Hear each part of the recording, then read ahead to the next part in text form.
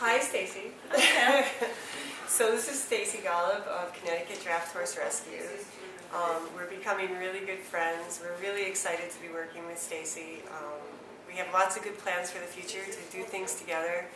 You know, our focus is to help our drafts in this country and help them have a good life and to get them into good forever homes. And so it's better to work together for this mission. It's a good partnership. It is, yeah.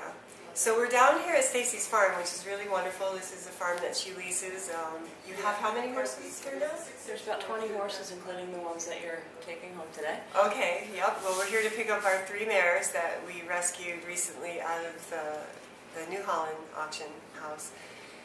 And Stacy filled up her whole trailer on that trip. So Yeah, we had horses for our Beachbrook rescue as well, so we helped out a couple of local rescues by filling up our trailer. That's really wonderful. That's really wonderful.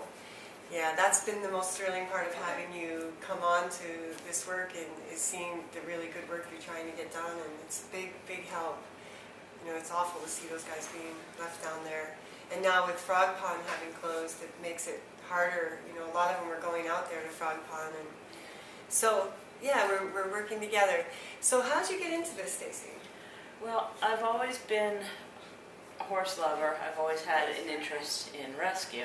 My first horse was actually a rescue horse, but it wasn't a draft. And several years ago, I acquired a draft horse that was also a rescue, and my Clydesdale Baron turned me into a lover of draft horses. They say once you go draft, you never go back, and it was true. And, then my interest turned to Shire horses, and I started to show my Shire filly. And in November of 2010, there was a Shire mare who wound up on one of the broker lots that was potentially slaughter bound, and that brought a group of friends together to sort of make it a group effort to get her out of there. We had a friend that offered to transport her. We had a friend that offered to quarantine her. Several friends donated to the cause. We all came together and got this mare safe, got her rehabilitated, found her a good home with another friend, and we all got such a wonderful feeling from it, and we said, boy, we should do this again. And a couple of the friends said, yeah, we should do this, you know, maybe once or twice a year, you know, get a horse out of the kill pen. And I said, once or twice a year, I'm ready to go back now. Good for you.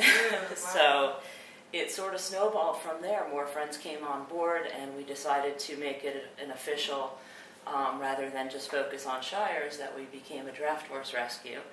So in February 2011, we incorporated as a nonprofit, and this all sort of slowly grew through a lot of support of friends on Facebook, and as our name grew, our support base grew.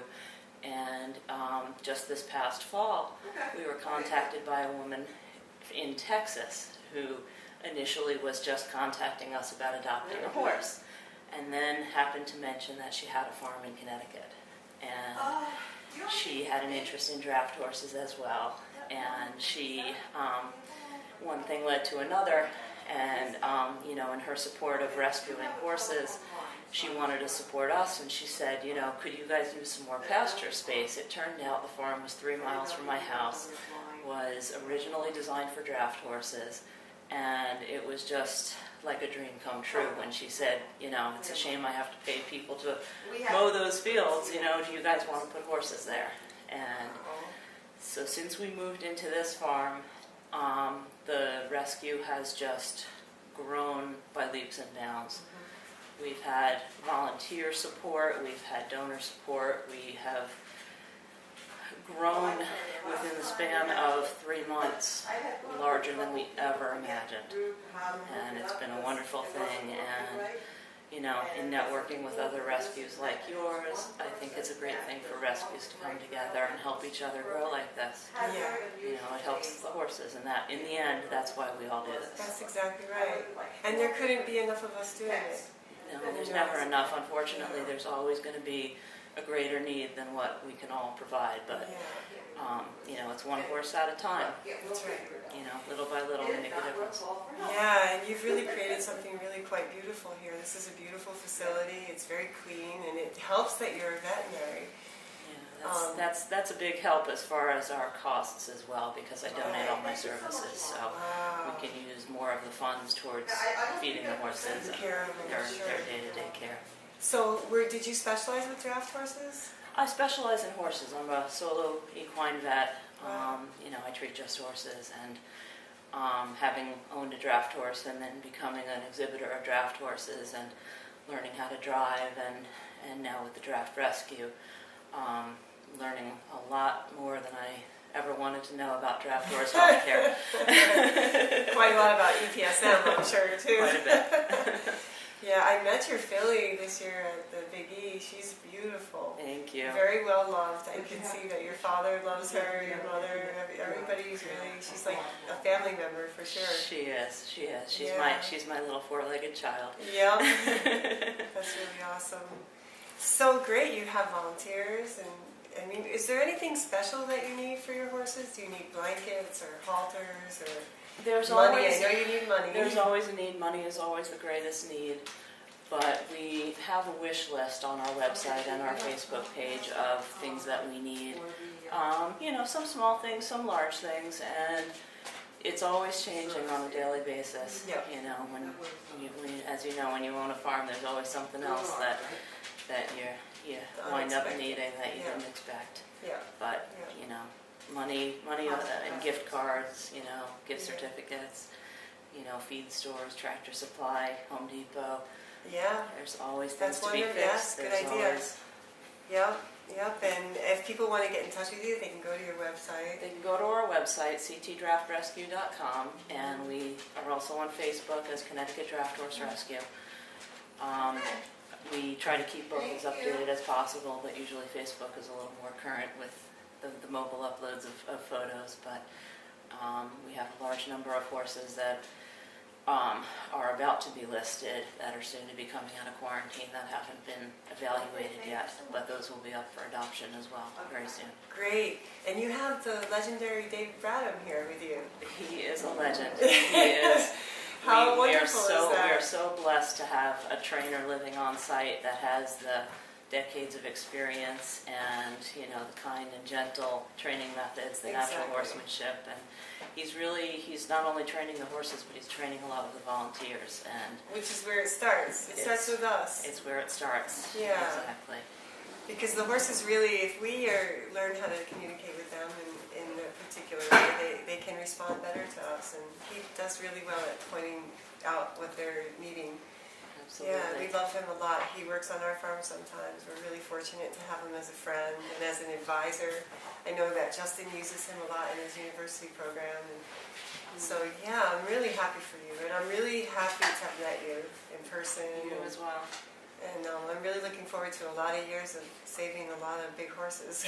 And little horses. There's always room for minis. There's always room. Yeah. So thank you, Stacy. Thank you. And we'll be in touch online.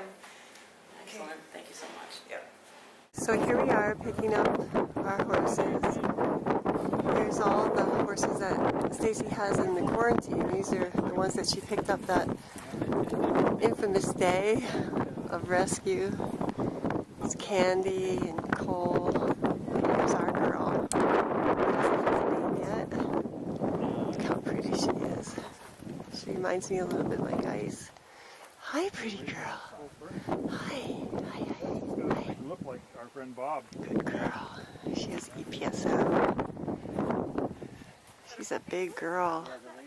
Really big girl.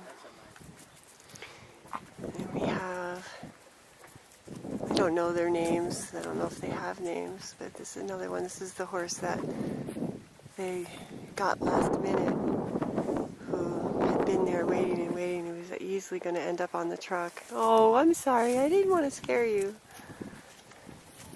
They're all sweet and lovely. This little pony here, you can see she has a terrible abscess on the side of her head.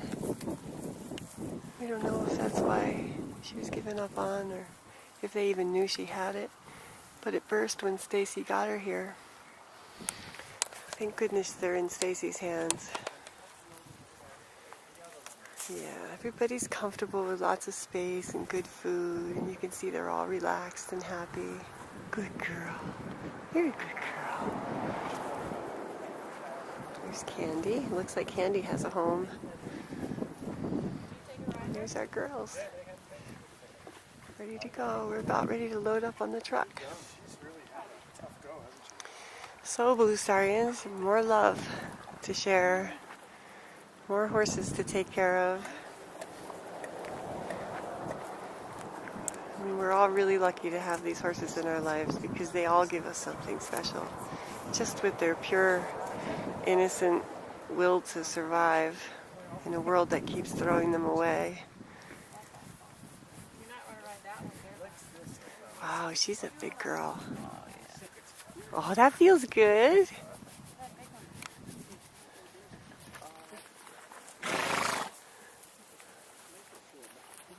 Girl.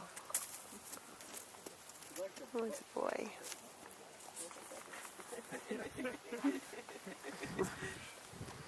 Over and out.